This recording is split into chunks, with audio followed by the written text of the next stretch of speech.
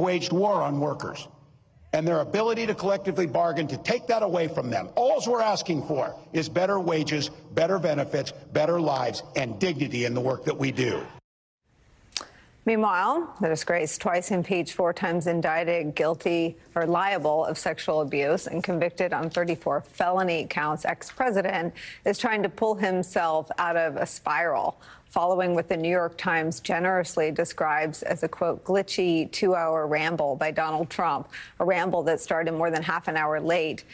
Included, by one count, more than 20 false claims about everything from global warming to crime rates, and has prompted the United Auto Workers Union to file federal labor charges against Donald Trump and Elon Musk.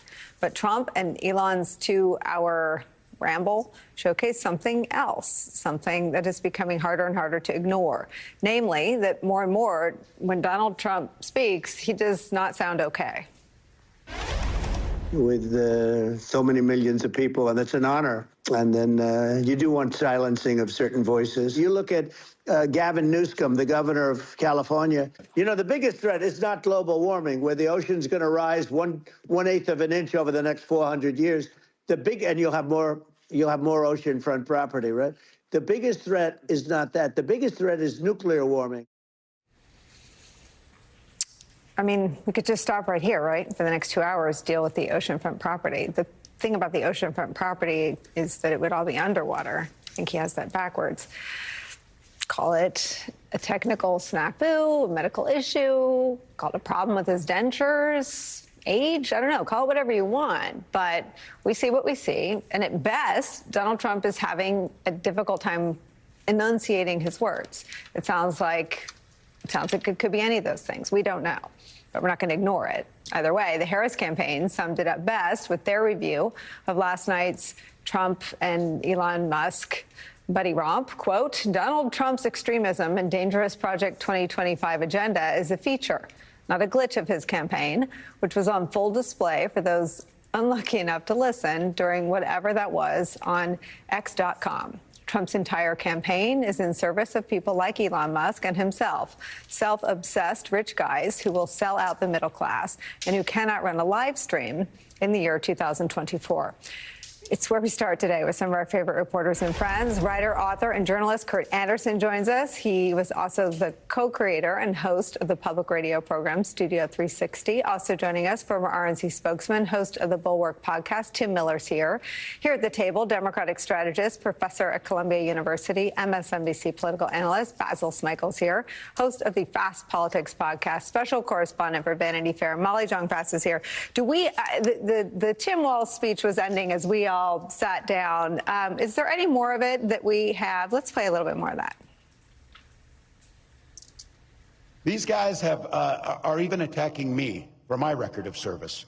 And I just want to say, I'm proud to serve my country, and I always will be. With my dad's encouragement, a guy who served in the Army during the Korean War, I signed up for the Army National Guard 2 days after my 17th birthday.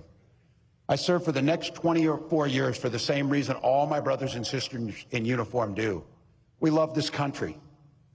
Then in 2005, I felt the call of duty again, this time of being service to my country in the halls of Congress. My students inspired me to run for that office, and I was proud to make it to Washington. I was a member of the Veterans Affairs Committee and a champion of our men and women in uniform. I'm going to say it again as clearly as I can. I am damn proud of my service to this country.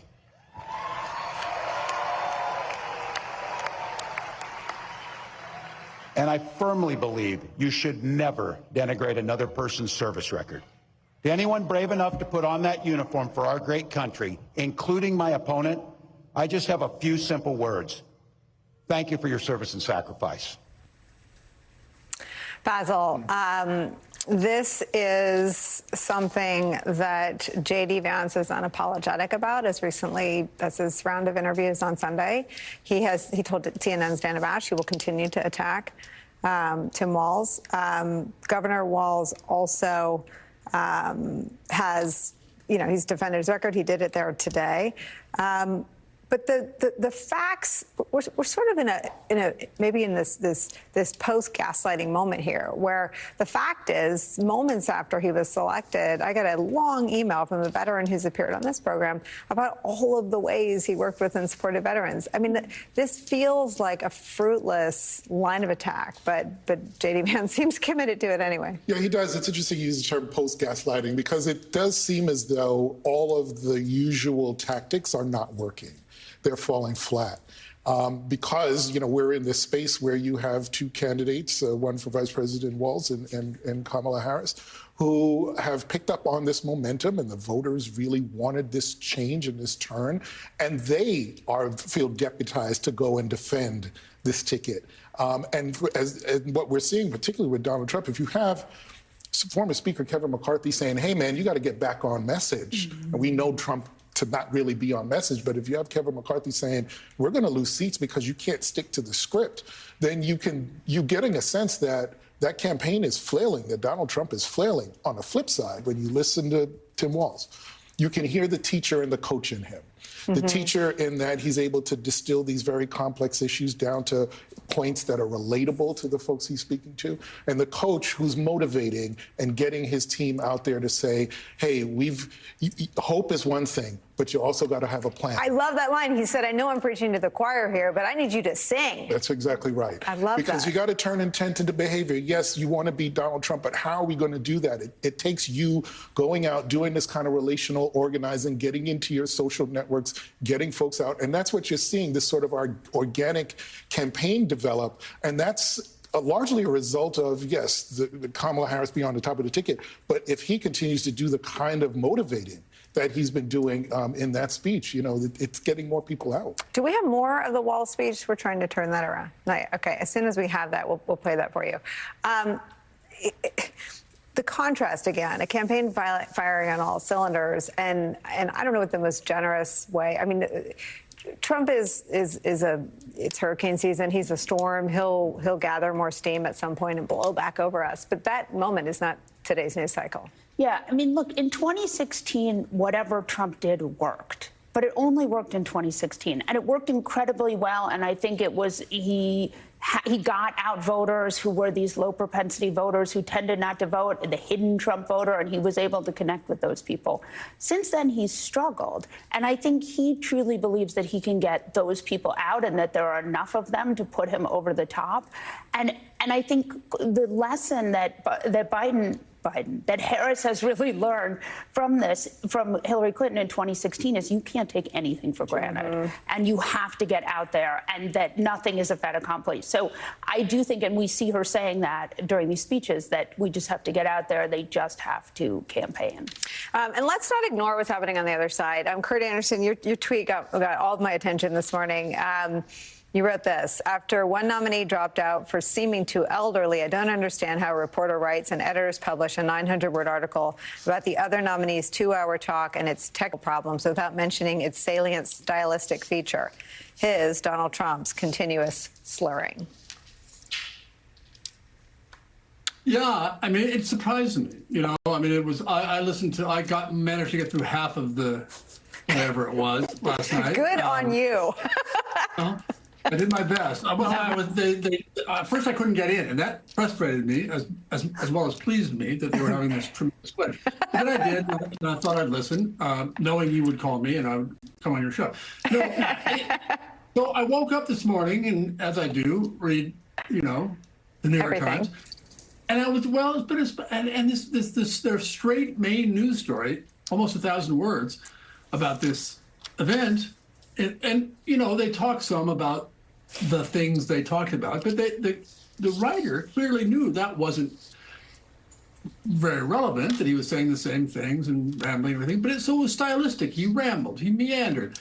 It was softball questions. There were technical glitches. Yet this main thing that everybody I know and thousands of people online and elsewhere were talking about is like, what's with his voice? Mm-hmm. They didn't mention. All they needed is one sentence saying this was a new fact about his seeming elderliness or whatever it was, and then maybe get a comment from the campaign. And they didn't do any of it. And I mean, people say, well, are you surprised? It's the Times, it's the Times. And I'm not among the reflexive Times haters in that sense, as so many of my friends are. But like this once again, I was surprised that they would do this, and I don't get it.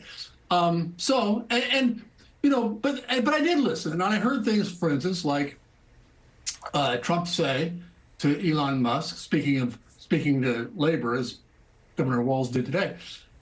He said, you know the thing I love that you did? You just walked right in there and said, oh, you're going to go on strike? Good, I'll fire you all. Yeah, that's how you, as a candidate trying to lead this new workers' party in America, really get the workers on your side by saying you're going to fire striking workers. It's amazing. So, yeah, that was staying on message in a certain sense. That wasn't calling Kamala Harris a name, but it's a message that I don't think is going to play for him. Kurt, let me show you some of what he did say about Vice President Kamala Harris's Time magazine cover. She is terrible. She's terrible. But she's getting a free ride. I saw a picture of her on Time magazine today. She looks like the most beautiful actress ever to live. It was a drawing. And actually, she looked very much like our great First Lady, Melania. She didn't look like Camilla. That's right. But of course, she's a beautiful woman. So we'll leave it at that. I don't know what the question is to ask of you. So I guess I'll tell you what I thought about. In the Robbie Kaplan depot for E. Jean Carroll, they show him a picture of E. Jean Carroll, and he says, "That's Marla. That's Marla." And his lawyer, I don't know which Alina Habba it was. Maybe it was the Alina Habba. Says, "No. I mean, he didn't know who he was looking at. He didn't know who his wife was. He didn't know who E. Jean Carroll was. He's talking about a cover of Kamala Harris, who he has all sorts of different names for. And again, because of the slurring, which you point out, it's not clear if he can't remember her name or is using derogatory nicknames. And anyone who thinks they know, I don't know how they know, because he's so scattered from reality. But this is calling Vice President Kamala Harris so beautiful and saying she looks like Melania. What is this?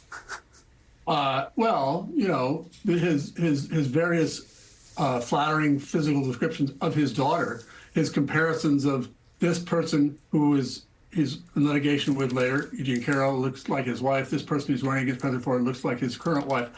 It's a new wrinkle in the pathology of Donald Trump that we can, you know, we'll fill textbooks one day. It's bizarre, and he you know, as you say though, it's hard to know, is this an impairment or is this just a different version of getting old? Whatever. Again, it's another reason why it seemed to me relevant to this story. Just after a guy left the race for appearing too old, as well as scatterbrain and everything else. Well, this is relevant. No, it was bizarre. So many things, because as Elon Musk promised, it was a real conversation, and it was that. I had a feeling that it was like a conversation he would have with some guy or person at Mar-a-Lago, right? Just going off the cuff, and I think this, and I think that. Look at that picture of Time, and just the stream of consciousness with which he probably does have conversations with his sycophants at his club, and he had a sycophant who was not a member of his club, but doing the same thing that I expect the people in Palm Beach do. So what I think is amazing also, Tim Miller, is that Elon Musk makes things that are technical in nature, and the platform that was so glitchy that Kurt and many others couldn't get in is one of the things he owns. What of the incompetence of all this? Yeah, well, he's working on that Neuralink, which is the chip that he's going to put in our brains, apparently. And I really hope that the team that's working on the brain chip is not related to the team that can't figure out how to do an audio live stream. Just because it doesn't. I'm not a technical person, but it doesn't seem that hard. We're having a conversation right now. There's not like 30 minutes of static before we come on. You know, you can do it on many different platforms and figured out how to do this. So it is a little bit concerning for the brain chip folks. And you know, and I think it's possible the technical difficulty difficulties also led to the slurring, as you said, when you were giving multiple possibilities over there. It might have been a compressed audio issue. Hard to know. But to me, like as a political matter, just kind of listening to you all and like listening to Tim Walz and listening to the clips of Donald Trump grossly compliment Kamala Harris's looks for some and compare her to other first ladies for some reason. I've just come to like this guy, they're flailing.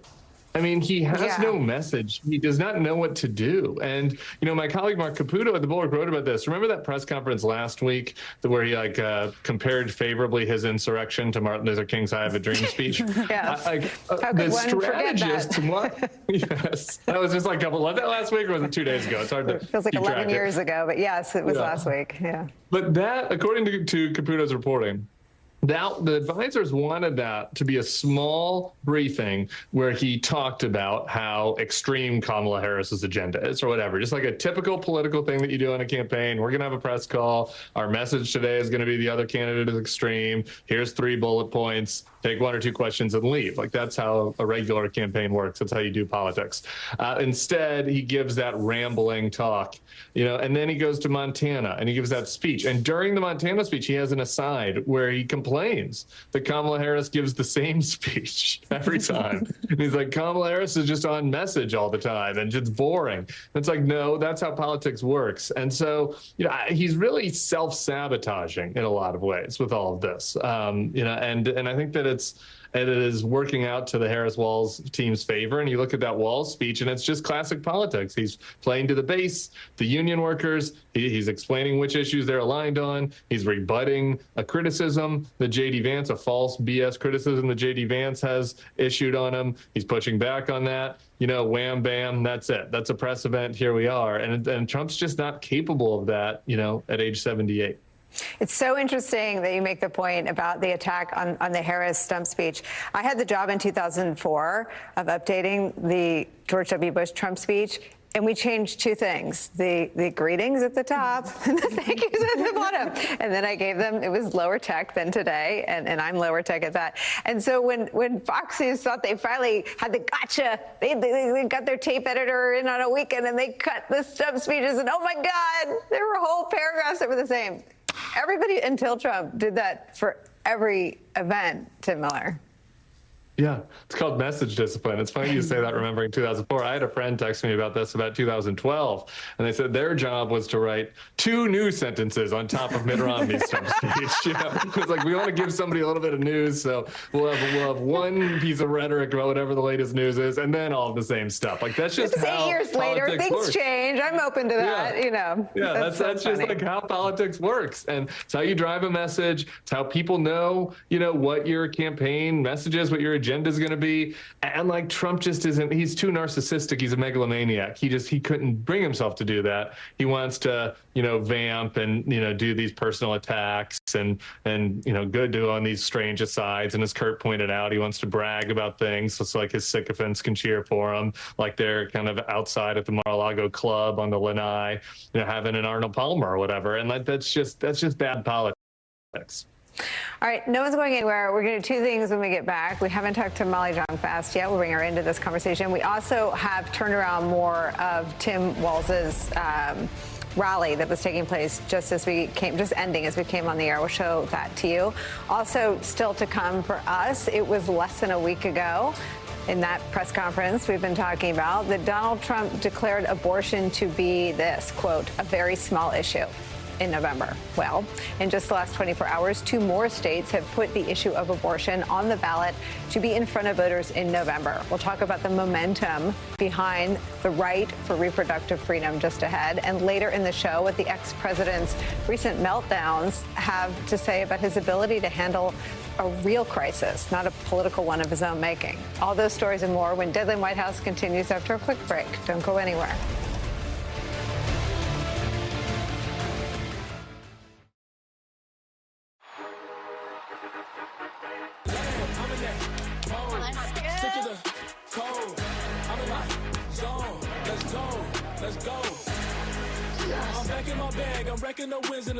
You've got your Sunday obsession, and we got you. Now with Verizon, get NFL Sunday Ticket from YouTube TV on us and get every out-of-market Sunday game. Plus $800 off Samsung Galaxy Z Fold 6. Only on Verizon. See you Sunday. Hi, I'm Jay Jackson. For almost 20 years, Abacus Life has been purchasing life insurance policies from seniors. And in just seconds, you can use the free calculator at abacuspays.com to learn what your policy might be worth. For many of my clients, selling their life insurance to Abacus was right for them and their estate plan. Don't sell or lapse your policy without going to abacuspays.com first. There are no fees and no obligations. Get the real value from your life insurance when you need it with Abacus. When the internet said Red Lobster's going away, your boy Flavor Flav said, not today. Crab Fest is here, boy, and they got 2 flavors, roasted garlic and new Cajun butter. When you gotta have seafood, you gotta have Red Lobster. At the Alzheimer's Association Walk to End Alzheimer's, this is why we walk. They're why we walk. We walk in the Alzheimer's Association Walk to End Alzheimer's because we're getting closer to beating this disease. Join us. I have a structured settlement and I call J.G. Wentworth 877 cash now. I have an annuity, but I need cash now. Call J.G. Wentworth 877 cash now. It's your money. Use it when you need it. Call J.G. Wentworth 877. Call 877-CASH now to get a $100 gift card for a free quote. Why do couples choose a Sleep Number smart bed? Can it keep me warm when I'm cold? Wait, no, I'm always hot. Sleep Number does that. Can I make my side softer? Can I make my side firmer? Sleep Number does that. Your ideal firmness and effortless comfort all night. Can it help us sleep better and better? Please. Sleep Number does that. 9 out of 10 couples report better sleep. During our biggest sale of the year, save 50% on the Sleep Number limited edition smart bed and free delivery when you add any base. Shop now at a Sleep Number store near you. We've been wanting to frame this photo for like 5 months. It took me 5 minutes to order. Not bad, right? If you have a special photo you want framed, You have to check out the Keepsake app. The Keepsake Frames app is amazing. You can print and frame photos directly from your phone. It was so easy. you just choose a photo, pick a frame. And after a few days, it's at your doorstep, ready to hang. Wow. Nice. If you have a photo you want framed, You gotta check out the Keepsake app. It's actually really fun. MSNBC Live Democracy 2024, Saturday, September 7th in Brooklyn, New York. Join your favorite MSNBC hosts at our premier live audience event to break down all that's at stake in this historic election. Visit msnbc.com/democracy 2024 to buy your tickets today. He spent a decade stiffing service workers from dishwashers, waiters, and carpenters on his own properties to enrich himself. As president, he cut overtime benefits for millions of workers, and he opposed any effort to raise the minimum wage. That's all you need to know. You don't have to ask twice. We know who they are. A guy who goes to Mar-a-Lago, and this is a direct quote, he sits there and tells his friends, "You're rich as hell, and we're going to cut your taxes." I believe him when he says that. But he also turns around and tells workers their wages are too high. I keep bringing this up. Who do you know who's asking to cut taxes on billionaires while stiffing working people? I don't know anybody. And I'll tell you what, I think there's a lot of people think that they're on his side or voting for him, that when you put it to them like that, they start thinking things differently. This is where we need to talk to our neighbors. We need to engage. And I'll tell you, his running mate, I don't know if that was a value add to this campaign or not, but he's one of 4 senators, 4, that has never cast a vote on a pro-worker bill in his life. Not once. A stop clock's right twice a day. This guy can't get it right once. Not once for workers. The J.D. Vance attacks almost feel too easy for Governor Walz. Yeah, I mean, the two of them are such very different men. But I do think that the larger message that what you do in uniform matters and that it counts and it's honorable, I thought that was a really good way to just deflect it. Because the idea of getting in there and arguing about who did what when is pretty distasteful to voters, I think. This is his first solo event. They now have 2 extremely effective messengers who could both garner extremely large crowds. And Donald Trump, to Kurt's point, was slurring through a conversation with a friendly billionaire ally. And J.D. Vance, according to our Ohio local reporters, is not even a very big hit in Ohio. Just talk about what each side has to deploy in terms of political assets. Well, you know, it's interesting as you talk about the crowds, the campaign is talking about, 800,000 volunteers now as a result of these crowds and these rallies. So when you add that to, LULAC doing their first endorsement in their history, Voto Latino, endorsing right after Kamala Harris became the nominee and putting $45 million on the ground. This is going to be the part of the plan that Walt is talking about, this ground game that's going to be extraordinary. On the other side, you have Donald Trump's campaign, Kellyanne Conway, reportedly saying, you got to run like the underdog, like that you were in 2016, right, as you talk about that race. The difference, one of the big differences between then and now is that Donald Trump has had a taste of power. Mm-hmm. He has the Supreme Court at his back, and he talks like someone who is going to be the authoritarian and the dictator that he wants to be. The question is, and I think what the Harris-Walz campaign is doing is saying, is that what you really want? Is that what you really think you're signing up for? Wallace is saying nobody wants this Nobody stuff. wants that. Right. And that is, and going back to the teacher in him, to take something so complex, this idea of democracy, this idea of dictatorship, without using those words, but saying, just look at what greed they're talking about on that side and look at what we're talking about on this side. We're talking about supporting the working class. And Kamala Harris has an ad that says exactly that. This is what she came from. These are the folks that she's supporting. So I think the rhetoric and the money being spent on the ground is matching every step of that message. Consistency and repetition, the thing that Donald Trump does not have. Kurt, let me play you some more of this first solo outing for Governor Wallace. You watch our next president as she comes out on stage, and she comes out to a song about freedom. When she's talking about freedom, she means you're free to make your own health care decisions. You don't need us. You don't need us.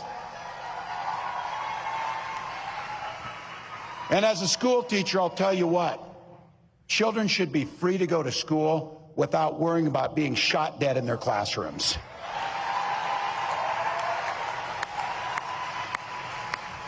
Education should be a ticket to the middle class, not crippling student loan debt.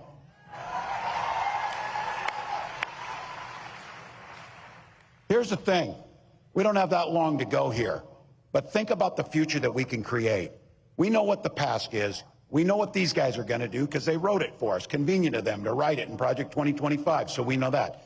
That's not the future we want. We want the future. Hope is the most powerful word in the English language. It was so powerful for when my wife and I first had our first child, we named our daughter Hope.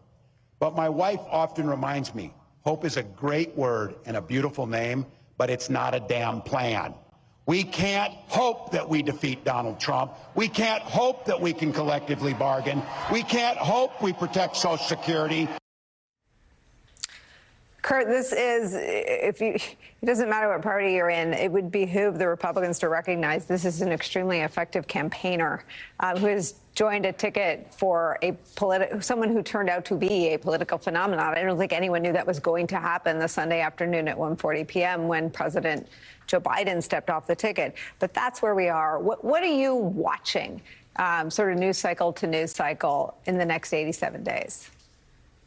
Oh, well, let's go for the next 7, because who knows 87. Okay, fair. That Walz speech right there was a very good example, I think, of the goodness of, yes, he's a good performer and deliverer, but the writing of that speech is good. The way that they say, he warns the speaker, the listener, here's what they want, here's what these rich guys will do, that's what they're about. But he weaves it right into, and here's what we'll do. Here's the hope we'll provide. Here's the help we'll provide. And it's seamless rather than this kind of apocalyptic, look at this terrible thing they've done and now they're communists and they'll take over. Just this over the top threat of what the world will be. But a kind of realistic and properly proportioned sense of here's what they'll take away, here's the good thing we'll provide. And I think the other thing I'll look for, and I'm interested in so far, is how relatively little either of them and this campaign have been talking about in these grand terms of the existential threat to democracy. Not denying there's potentially and probably an existential threat to democracy. However, that very phrase is so grand and abstract. I think they believe that it doesn't really have much traction with the undecideds or am I going to vote crowd, right? The less engaged people. And moreover, for the people who are engaged by that and frightened of that, and we're going to go out and work on that, they've got. So I think it's very interesting that they haven't played that instrument very much. Rather, it's Tim Walz talking about these very specific things. And now Kamala Harris as well is talking about this very specific thing of reproductive rights and so forth. So I think the tethered to real lifeness of their argument, both for the threats in the future and the hope that this Democratic ticket can provide, if they're given the chance, is just sort of perfect. And frankly, in addition to being better messengers and political performers than President Biden was, that I think the subtle, nimble combination of messages is better than he could do, because he could, again, passionately, sincerely. I started running when I saw Charlottesville. We've got to save democracy. Yes, yes, yes. But all these other things that actually make all different other kinds of voters want to vote. Yeah, I think, Tim Miller, that they either strategically shifted the frame, recognizing, someone really smart said to me today, maybe inadvertently describing Trump as this existential threat to democracy made him seem strong. You have to be strong to destroy America. You have to be strong, even and this deflate at all costs feels like a political gamble that has paid off already. They took a pin in him, they popped him, and now he is, as Kurt Street pointed out, slurring either at a performance level because this audio file was compressed, or for some other medical or cognitive reason. But that's the conversation, not Trump as this existential destroyer of the greatest democracy, in the history of democratic free people. And it's a choice, and they've made it, and it's got David Plouffe's fingerprints on it, but it also feels very natural and organic to Vice President Kamala Harris, maybe the frame that she has always had on the race. Whatever the reason, it is landing. I mean, you've got people nodding at the freedom sentence. You've got people nodding at Project 2025, and they have clearly grown the pro-democracy anti-Trump coalition.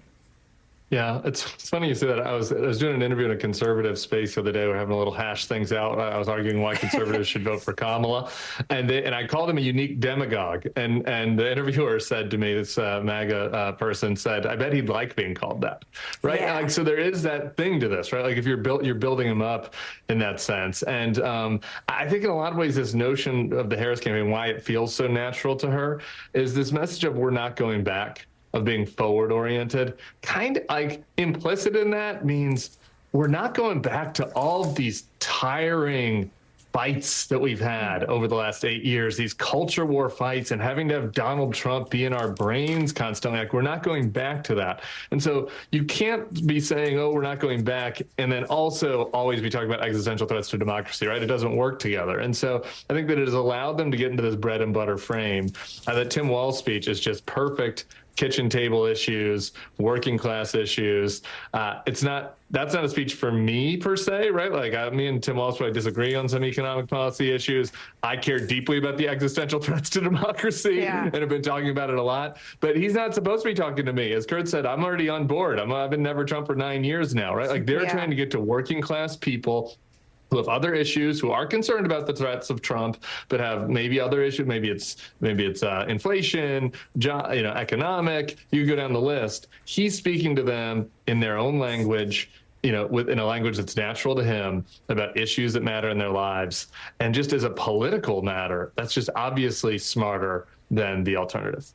Because I guess I kind of come at this the same way Tim does, but the problem with only talking about why Trump is such a threat is it isn't about you, the voter. It's a conversation about Trump can never, even the most biting one, can never be even about Trump slurring last night or maybe just sounding like he slurred. It's still a conversation about Trump. Always center the voter.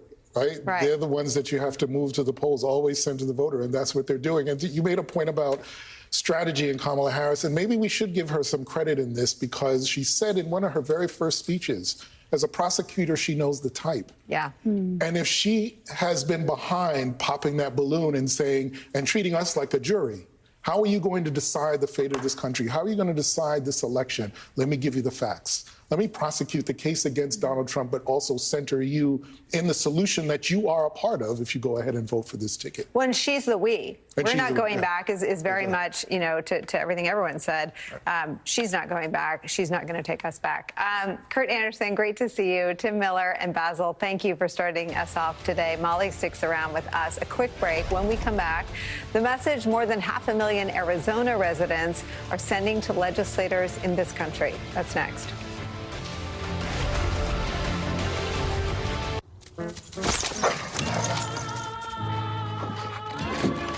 With Chewy, it's never been easier to get their favorite toy delivered. Again. Come on, let go. And again. And again. Good luck. Get whatever they love delivered right on time. Save 35% on your first auto ship order with Chewy. With Dexcom G7, managing your diabetes just got easier. So, what's your glucose number right now? Good thing you don't need a finger stick. How's all that food affect your glucose? Oh, the answer's on your phone. What if you're hitting low at night? Wow, it can alert you. And you can even track your goals. Manage your diabetes with confidence with Dexcom G7, the most accurate CGM. Learn more at Dexcom.com. A heart attack? Do they have life insurance? No. But we have life insurance. John. I'm trying to find something we can afford.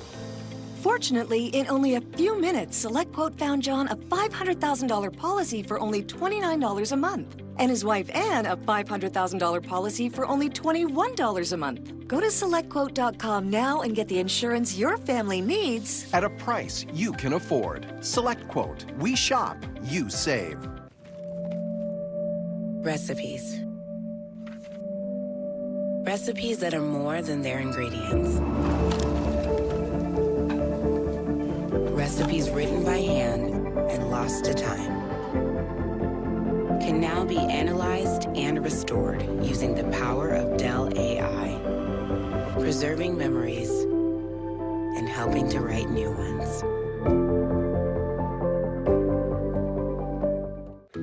This bakery needs new equipment fast to keep up with demand. So they're going to On Deck, the online lender that makes it easy to choose your loan and if approved, get funds as soon as the same day. Your loan is on deck.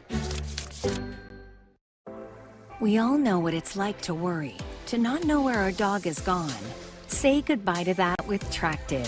Follow every step and find your dog in no time. Set virtual fences, monitor their activity, sleep, and get health alerts all in one easy-to-use app with unlimited range and support in over 150 countries. Tractive, the GPS tracker trusted by pet parents worldwide. Save 30% for a limited time. This bakery needs new equipment fast to keep up with demand. So they're going to On Deck, the online lender that makes it easy to choose your loan and if approved, get funds as soon as the same day. Your loan is on deck. These bills are crazy. She has no idea she's sitting on a gold mine. Well, she doesn't know that if she owns a life insurance policy of $100,000 or more, she can sell all or part of it to Coventry for cash, even a term policy. Even a term policy? Even a term policy! Find out if you're sitting on a gold mine. Call Coventry Direct today at 800-738-1300 or visit coventrydirect.com. Now, in over 20 states in our nation, there is a Trump abortion ban. many like Arizona with no exceptions, even for rape or incest. We need you to energize, to mobilize, to organize. So Arizona, I ask, are you ready to make your voices heard? Vice President Harris firing up voters in Arizona late last week as they've delivered their answer on that issue loud and clear. Late yesterday, Arizona officially put abortion on the ballot this November with the most valid signatures ever for a ballot initiative in that state's history. It is just one of the many, many, many signs of how angry and energized voters are around the specific issue of abortion rights. At least 8 states have abortion initiatives on their ballots in November, including deep red states like Missouri, which certified its abortion initiative today, with another 3 states awaiting certification. And the stakes could not be higher as we continue to learn how dangerous Trump returning abortion rights to the states, that's his platform of late, really is for women in America. New analysis from the Associated Press finds this, quote, more than 100 pregnant women in medical distress who sought help from emergency rooms were turned away or negligently treated since 2022, including women left to miscarry in public restrooms or going into septic shock after an emergency room sent her home. And women with ectopic pregnancies who could not get treatment, including one who needed a blood transfusion after she sat for 9 hours in an emersgency waiting room. An absolute epic scandal. Joining our conversation, President of Reproductive Freedom for All, Minnie Timuraju. Molly's still here. I mean, Minnie, this is the stuff of congressional hearings. You've got women in this country in 2024 dying in public bathrooms, not because they live too far away from a hospital, not because the doctor's office or the urgent care was closed, but because doctors are so paralyzed and terrified because of Donald Trump's Supreme Court ripping away a right that doctors have functioned under and women have lived under and men and women have had sex under for 50 years. This, to me, feels like a flashing red light. And this is the very matter that was in front of the Supreme Court just recently in the Idaho case that this court punted. And it's an issue that we know, should Trump and Vance take back the White House, that they will continue to create more danger for us. So this is the issue that the Biden-Harris administration and the EMTALA law that they chose to enforce, that multiple state AGs, Republican AGs, challenged to the Supreme Court. This is the emergency care statute that allows women in these crises situations to get emergency abortion care, even in states with bans. So all of that being said, it's not over. It doesn't stop with this. Should a Trump-Vance administration take power, they will no longer enforce EMTALA, and the Supreme Court will have a chance to rule again on this issue. And with this court, as you said, a Trump-appointed court, it will not go well. So it is absolutely a red flashing light, but it's a continuation of an issue we've already been covering and seeing in the courts. And it's a perfect example about how this court, this radical extremist court, is in bed and in cahoots with the Trump administration, a future Trump administration, to allow them to continue these regressive policies and to, this is important, roll back the advancements that a Biden-Harris administration has put in place to protect women in all 50 states. Minnie, let me read you more about what Trump has ushered in for American women. This is from this AP report. Kelsey Norris de la Cruz, 25 years old, lost a fallopian tube and most of an ovary after an Arlington, Texas hospital sent her home without treating her ectopic pregnancy, even after a doctor said discharge was, quote, not in her best interest. The doctors knew I needed an abortion, but these bans are making it nearly impossible to get basic emergency health care. In Florida, a 15-week pregnant woman leaked amniotic fluid for an hour in Broward Health Coral Springs emergency room waiting room, according to federal documents. The woman miscarried in a public bathroom that day after the emergency room doctor listed her condition as improved and discharged her without consulting the hospital's OBGYN. I know you're not a doctor, but can you just put into context for anyone who's never been pregnant or never had a high-risk pregnancy, just how serious of a medical condition both an ectopic pregnancy and the leaking of amniotic fluid is? I mean, both could result in death of the patient. let's be clear. Both definitely can result in completely compromised fertility and ability to have any future children. And both will absolutely end in dramatic health conditions beyond the two that I mean, can't go beyond death, but death is the worst. But both could result in permanent disability for the pregnant person in both of those cases. So look, I mean, I've been, my home state is Texas. I spent a lot of time there talking to doctors and providers, but also in states like Florida, also in states like Iowa, Idaho, Arizona. I was just in Arizona. You know, the conditions currently are so bleak that many physicians are questioning whether they can continue to practice any kind of medicine in these states, and they are really compromised ethically for what they can do and how they can counsel their patients. Can they legally say, leave the state and get your abortion right now? And also, if they could say that, is that enough when someone is literally bleeding out or leaking amniotic fluid in the emergency room of a hospital? It's outrageous. It's untenable, but it's been going on now for over close to 2 years, longer than that in Texas. And how many of these stories we don't even know yet that haven't made it through the press and haven't had representation by organizations like our friends at the Center for Reproductive Rights that have taken this case to court? We don't know. I imagine there's countless more stories like this, Nicolle. I mean, both those things are terrifying, an ectopic pregnancy and any sort of, it's just unbelievable to read these stories in the year 2024 in America. No one's going anywhere. I'm going to show both of you what J.D. Vance has to say about abortion. It won't make Trump's political crisis any better. That's next. My mom used to tell me, if you want to be a champion, you got to be a champion at life. I got to watch her play at her highest from when I was born. From one generation to the next, we don't stop. I always wanted to know why I am the way I am. My curiosity led me to Ancestry. It breaks down like everything genetically, what that means. That's amazing. Right? It all comes full circle. Right now, across the U.S., people are trying to ban books from public schools and public libraries. Yes, libraries. We all have a First Amendment right to read and learn different viewpoints. That's why every book belongs on the shelf. Yet book banning in the U.S. is worse than I've ever seen. It's people in power who want to control everything. Well, I say no to censorship. And I say yes to freedom of speech and expression. If you do too, please join us in supporting the American Civil Liberties Union today. For over 100 years, the ACLU has fought for your rights and mine, including the right to read all manner of books. So please, call or go online to myaclu.org.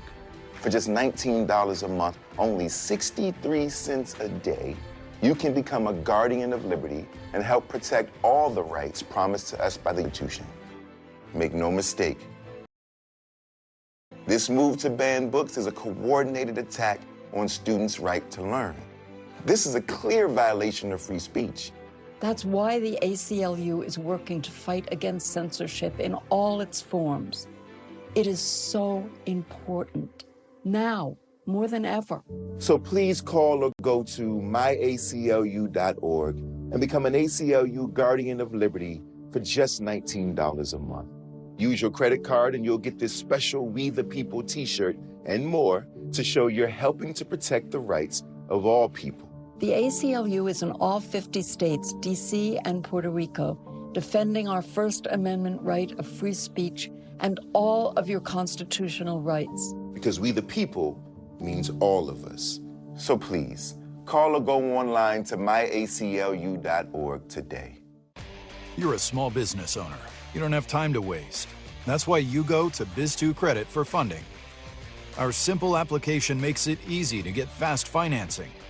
Time for funding? It's time for Biz2 Credit.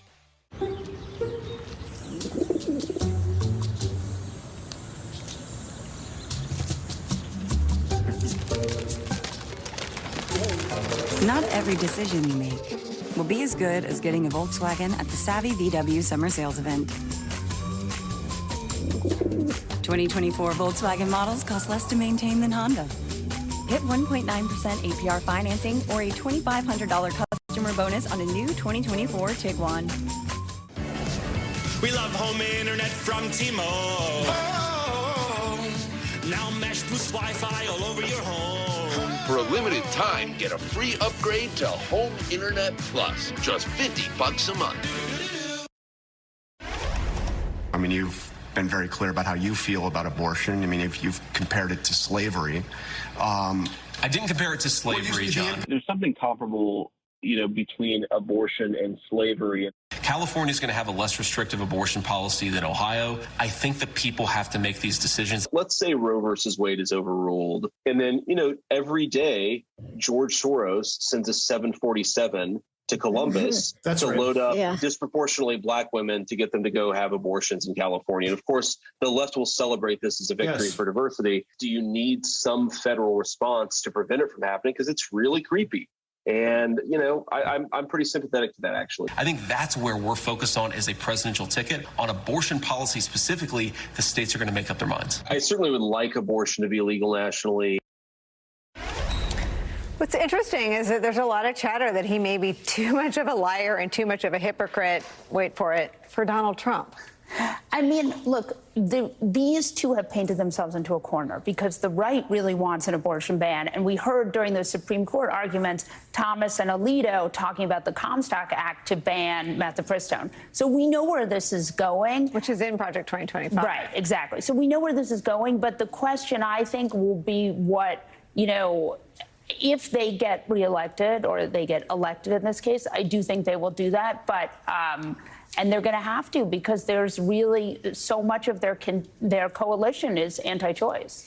But so much of the American public is repelled by that. Yeah. And so much of the pro-democracy coalition is motivated by making sure that what J.D. Vance says never comes to pass. He wants laws that would prevent people from leaving their states to receive health care. We're talking about women dying in bathrooms because doctors are afraid of that. Well, this whole movement starts with this idea of embryonic personhood. So it's not just going to regulate abortion; it's going to regulate IVF, and that is part of 2025 too. Is that they're going to make it so that you can't, you're not going to be able to do IVF the way that people do IVF right now. You're going to have to be accountable for every embryo because those in this worldview, embryos should have the same rights as people.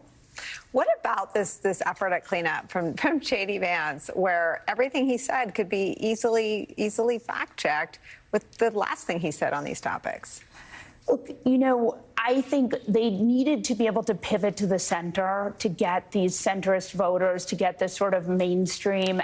And the problem is these ideas are so extreme that most people don't want them. And then you have stories in these red states. You already have these bans in these red states. So you have the topic pregnancies. You have the women for instance, in Louisiana, you have these women who can't get first trimester medical care because doctors are afraid to treat or they're afraid to be blamed for miscarriages. So it really is, people are seeing firsthand what these abortion bans look like, and it's not good. Minnie, what is sort of the state of these statewide measures? Yeah, I mean, right now they're pretty successful. As you mentioned earlier, we just got on the ballot in Arizona. Missouri's got good momentum. Things are looking, even in reddest of red states, Florida, things are moving. And we know that people are with us on these issues, on this issue of abortion access. But, I think what's important to understand about the state fights is when we go, just as a reminder, when we go directly to the people, when abortion is on the ballot, abortion can win. The challenge becomes, how does that affect the other races on the ticket, right? So I think, look, we're going to see a surge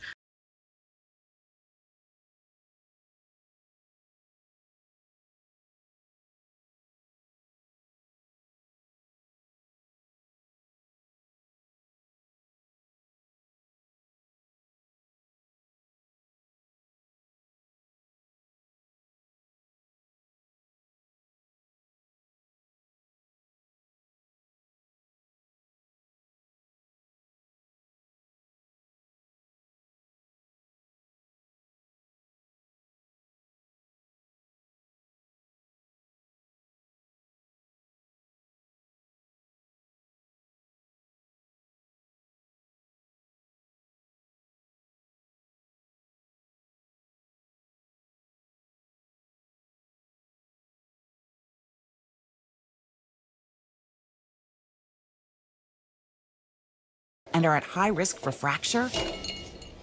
You can build new bone with Evenity.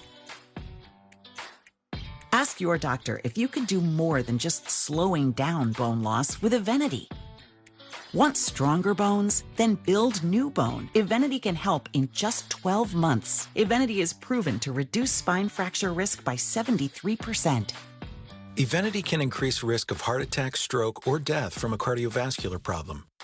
Do not take Evenity if you have low blood calcium or are allergic to it.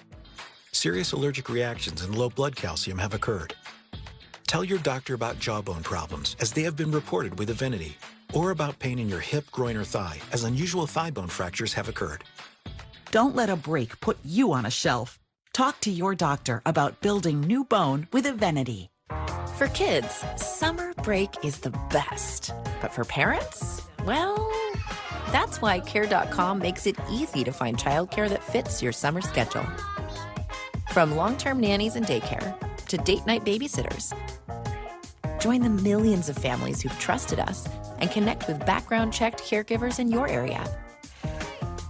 So you can have a summer break that doesn't break you. Go to Care.com now. I have a structured settlement and I need cash now. Call J.G. Wentworth, 877 cash now. I have an annuity, but I need cash now. Call J.G. Wentworth, 877 cash now. It's your money. Use it when you need it. Call J.G. Wentworth, 877. Call 877-CASH now to get a $100 gift card for a free quote. I was seeing this bra all over my Instagram feed. This is the most comfortable bra I've ever put on in my life. So not only is it super supportive, lifting and smoothing, but you have all that without an underwire and without a ton of padding. If you're looking at this and it's available, I promise you won't regret it. Free returns on all orders. Most people call leaf filter when their gutters are clogged and they notice one of the many issues that can bring. Well, sometimes it's the smell of mildew when water has seeped into the interior walls, or maybe they've spotted mold in the attic. But most often, it's the more obvious signs of damage, like rotten soffit, fascia, or water pooling near their foundation. You can get ahead of costly damage by protecting your home's gutters today. We're in your neighborhood and ready to help. Schedule your free gutter inspection today. Call 833-LEAF-FILTER or visit leaffilter.com. We need a small business loan fast. I got this. Loan cannon! There's a better way to get a fast small business loan. Go to OnDeck.com, and if approved, get your funds as soon as the same day. Your loan is on deck.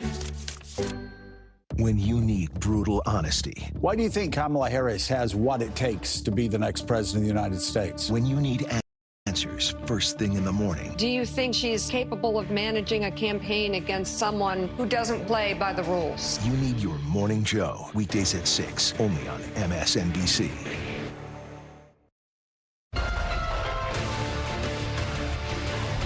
Kamala Harris, you know, it's interesting.